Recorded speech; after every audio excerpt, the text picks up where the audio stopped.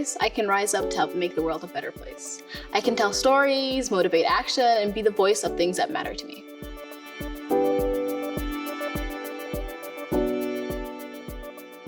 Hi, I'm Munira. I'm a Stanford student and I really care about contributing to marginalized communities. To be honest, I might care a little too much, but I just really love going right in and using my voice for change. So for a very long time, I've been super aware of what is right and what is wrong, and I've always been good at speaking in front of a crowd, reading a room, and giving people my opinion about certain topics. I was born in the US, but I spent a lot of my childhood in Kenya, and in both places, I witnessed a lot of injustice and a lot of stories that just had to be shared. Over the years, I've learned the true power of speaking up, and I've been able to use my voice to inspire action for social good in my community. Along the way, I picked up a whole bunch of tips on public speaking that I would love to share with you. So I believe that public speaking is made up of 3 different things: the topic, the speech, and the presentation. First, you have to choose your topic. It can be anything. For me, I usually give speeches about injustices my community is facing. For you, talk about anything that you're passionate about or anything that you feel like you have to advocate for. Once you know your topic, learn all about it. Try to know it backwards and forwards. This will help you structure your speech in any way or any manner you feel like is important. But it's also really important that your speech isn't just about your opinion. Get some reliable facts, stats, and other information. And knowing these facts and working them into your speech will give you a bunch of credibility. It'll make sure that the people that you're talking to will believe you and support you in whatever action you want them to take. Now, you've done a bunch of research, it's time for you to start preparing your speech. Before you begin to craft your message, you have to know your audience. This will help you determine what you need to say and how you will need to say it, and knowing your audience really well will help you tailor your message in a way that is most convincing. So when I'm giving a speech at my college or at an event, I make sure to work in the needs of the audience or the community around me. Little details like that will help motivate your audience and make them want to care as much as you do or want to take action. Create a framework for your speech by writing down the topic, the background information, the problem, and your solution. You can add in personal stories and action you want your audience to take after your speech. Personally, I don't script my speech. I don't write down what I'm going to say or what words I'm going to say. I write down an outline because I will know where my conversation is going, but it allows me to be so much more free when I'm speaking. So just in case the conversation will need to shift or needs to take another avenue, I'll be able to adapt. I'll be able to predict where we're going. In my opinion, the best kind of speeches are those where you feel like the people are talking directly to you and not giving a speech to an entire crowd.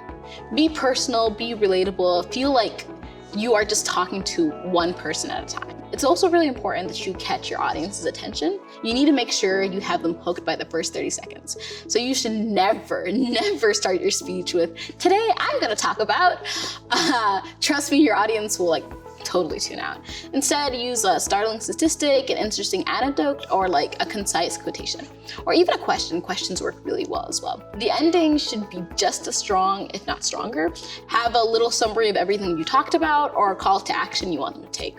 There's no one way to practice or prepare to deliver your speech, but before your actual speech, try to practice as often as you can. When you practice in front of a mirror, you'll be able to see how you hold yourself or what kind of things you do, how you move your hands. And when you're practicing with friends, they'll be able to give you an objective opinion on how you're doing. If you need a couple of notes as well when you're going up on stage, that is perfectly great, but try not to read from your script. Now that you have your speech ready, you know what you're gonna say. You know how you're gonna say it, and now it's all up to you to get up there and go and say it.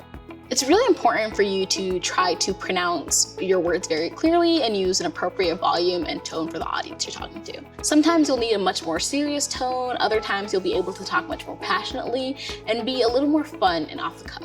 But try to stay as natural as you can to your normal speaking voice.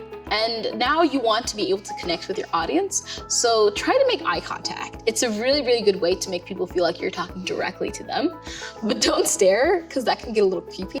Let your eyes roam through the crowd. Try to connect with different people. Try to make people feel like you're speaking to them. And another really good way to connect with your audience is using hand gestures.